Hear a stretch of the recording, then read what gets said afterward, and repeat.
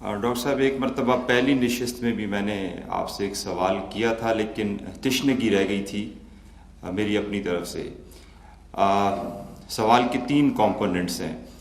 پہلا کمپوننٹ یہ ہے کہ آپ نے اپنی سیاسی زندگی کا آغاز جو ہے وہ بینگ اے اسٹوڈنٹ جمعیت سے سٹارٹ کیا تھا۔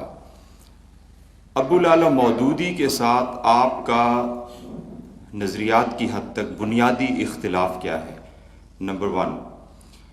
نمبر 2، ازدواجی زندگی کے بارے میں، جہیز کے بارے میں ہمارے معاشرے میں آج تک کلیریفیکیشنز نہیں ہیں، کیونکہ فاطمۃ الزہرا کو جو جہیز دیا گیا وہ حضرت علی رضی اللہ تعالیٰ عنہ کی تلوار کا بیچنا اور پھر وہاں سے جہیز کے لیے کچھ رقم دے دینا، اور تو کچھ تو جہیز کے سلسلے میں چاہوں گا کہ آپ وضاحت کریں، ایلیبوریشن کریں کہ کیا جہیز دینا جائز ہے؟ جو لڑکی والا ہوتا ہے وہ ایک ٹرکوں کے ٹرک بھر کے جو ہے نا بیٹی کے ساتھ روانہ کر دیتا ہے۔ تو یہ دوسرا سوال ہوا۔ تیسرا جو کمپوننٹ ہے سوال کا وہ یہ ہے کہ کارڈز تو نہیں ہے، یہ تو علیحدہ علیحدہ سوال ہے۔ یہ میں کمپوننٹس ہی سمجھنے چلیں، 3 سوال کر لیں۔ ایک تو ابو الاعلیٰ مودودی کے ساتھ نظریات، دوسرا جہیز کے سلسلے میں ایلیبوریشن، اور تیسرا جو میرا سوال ہے وہ یہ ہے کہ کارڈز پر اکثر دیکھا جاتا ہے کہ جی جوڑے آسمانوں پر بنائے جاتے ہیں، تو جن کے جوڑے نہیں بنتے ان کے سلسلے میں آپ کا کیا خیال ہے؟ پہلی بات تو یہ کہ آپ کا یہ فرمانا صحیح ہے۔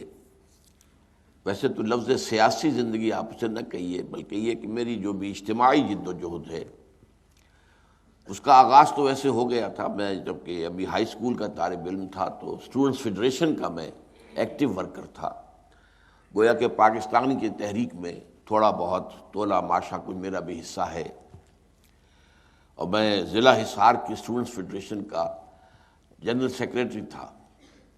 البتہ یہ کہ پاکستان بننے کے بعد سے، یہاں آنے کے بعد سے لے کر پھر 15 برس تک میں جماعت اسلامی کی تحریک سے وابستہ رہا۔ اس میں ابتدا میں جماعت کا ہمدرد بنا تھا، جبکہ میں کرشن نگر لاہور میں رہتا تھا ابھی، اور گورنمنٹ کالج لاہور میں پڑھ رہا تھا، FSC کر رہا تھا۔ پھر جب میں چلا گیا میڈیکل کالج میں داخل ہو گیا اور ہاسٹل میں وہاں میرا اب مقیم ہو گیا، تو پھر میں اسلامی جمعیت طلبہ سے وابستہ ہوا۔ پھر جب MBBS سے فارغ ہو گیا تو پھر جماعت اسلامی کا رکن بن گیا۔ یہ ٹوٹل بنتا ہے 15 برس۔ اب اس میں جو آپ نے اختلاف پوچھا ہے، جو میرا علیحدگی کا اصل سبب ہے وہ تو صرف ایک ہے، اور وہ یہ کہ جماعت اسلامی ایک انقلابی جماعت تھی، اصولی اسلامی انقلابی جماعت۔ انتخابات سے اس نے اپنا دامن بالکل بچا رکھا تھا۔ سن 46 کے کروشل الیکشنز ہوئے ہیں اس ملک کے اندر، جن کے نتیجے میں کہ پاکستان وجود میں آیا، جماعت اسلامی نے اس میں بھی کوئی حصہ نہیں دیا، ووٹ بھی نہیں دیا۔ وہ کہتے تھے انقلابی عمل جو ہے وہ اور ہے، انتخابی عمل اور ہے۔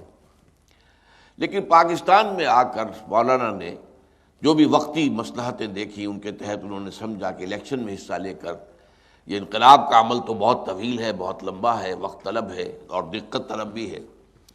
اس وقت چونکہ ایک نعرے کی بنیاد پر پاکستان بن گیا، تو ایک نعرہ ہم بھی اس کو اپنا لیں تو ہو سکتا ہے کہ حکومت ہمیں مل جائے، تو پھر یہ کہ نظام تعلیم ہمارے ہاتھ میں ہوگا، ہم جیسے چاہیں گے بنا لیں گے، اسے ذہن بنائیں گے لوگوں کے، ذرائع ابلاغ ہمارے ہاتھ میں ہوں گے، وغیرہ وغیرہ۔ لیکن میں نے اسے غلط سمجھا کہ یہ اصل میں جماعت اسلامی اس راستے پر آ کر اپنے اصل موقف سے منحرف ہو گئی۔ پھر یہ بھی نہیں ہوا کہ میں صرف اس خیال کی وجہ سے علیحدہ ہو گیا، میں نے یہ خیال پیش کیا پوری قوت کے ساتھ جب جماعت میں ایک جائزہ کمیٹی اس کے لیے بنائی گئی کہ جن لوگوں کو پالیسی سے اختلاف ہے وہ ان سے بات کریں۔ تو میں نے پہلے زبانی گفتگو کی، انہوں نے کہا آپ اپنی بات لکھ کر دے دیں، تو پھر میں نے 250 صفحے کا بیان دیا، اور وہ اب بھی موجود ہے کتابی شکل میں، تحریک جماعت اسلامی، ایک تحقیقی مطالعہ جس میں نے ثابت کیا کہ اس ایک اقدام نے جماعت کی تحریک کی نوعیت کو بدل دیا ہے۔ پہلے وہ ایک اصولی اسلامی انقلابی جماعت تھی، اب وہ اسلام پسند قومی سیاسی جماعت بن گئی۔ تو میرا جو ہے، چونکہ مولانا مودودی جو ہے اس پر مصر رہے، بعد میں بہت عرصے کے بعد سن 70 کے الیکشن کے بعد مولانا نے تسلیم کیا کہ یہ غلطی تھی جو ان سے ہوئی ہے۔ بہرحال لیکن جب تک کی بات میں کر رہا ہوں، یہ سن 55-56 کی بات ہے، تو مولانا اس پر جمے ہوئے تھے، لہٰذا میں نے راستہ ادا کر دیا۔ لیکن اس کا یہ مطلب نہیں کہ مولانا مودودی سے کوئی اور اختلاف نہیں. مولانا مودودی ایک تحریک کے شروع کرنے والے بھی تھے، تو اس تحریک کے بنیادی فکر سے تو میں متفق ہوں سوائے اس طریقہ کار کی تبدیلی کے. لیکن اور بہت سی باتیں ہیں جن میں مجھے اختلاف ہے. مثلاً یہ کہ اسلام میں زمینداری کا معاملہ اور جو ایبسینٹی لینڈ لارڈشپ ہے اس کے بارے میں ان کی رائے کو صحیح نہیں سمجھتا.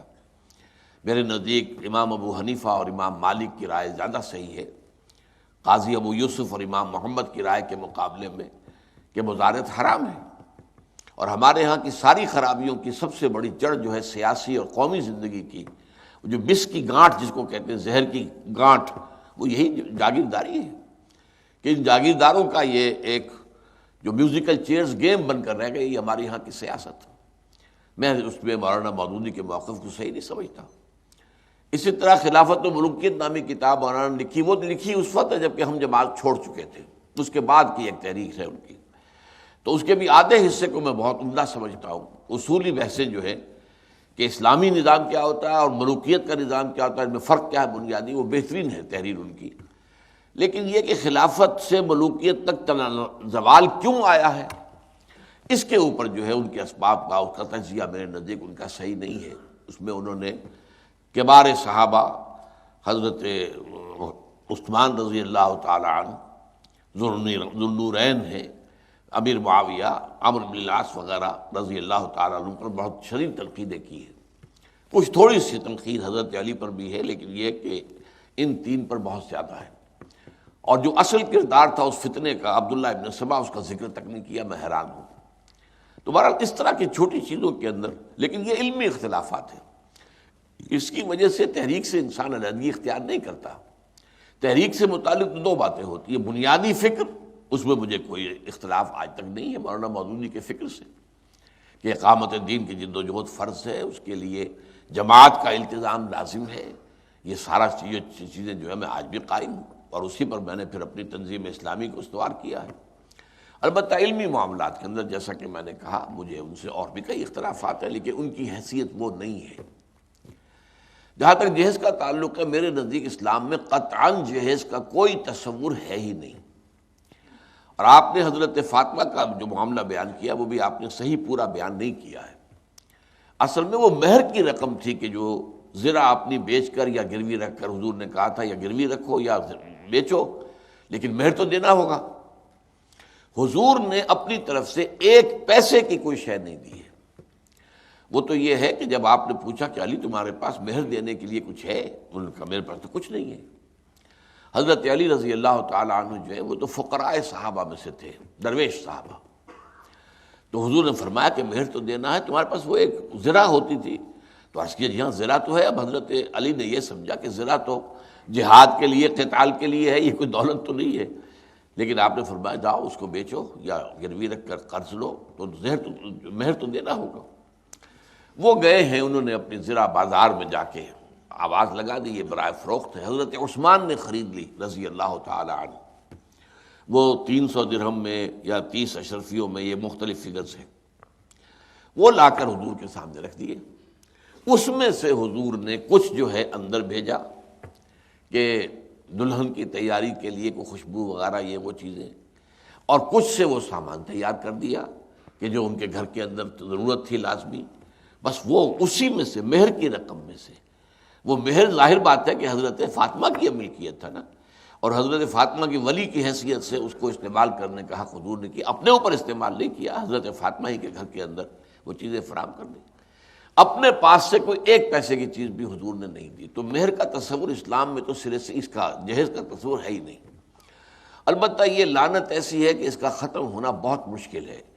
لہذا میں نے جو تحریک شروع کی تھی آج سے 3.5 صدی قبل، سن 73 کی بات کر رہا ہوں، 35 برس ہو گئے.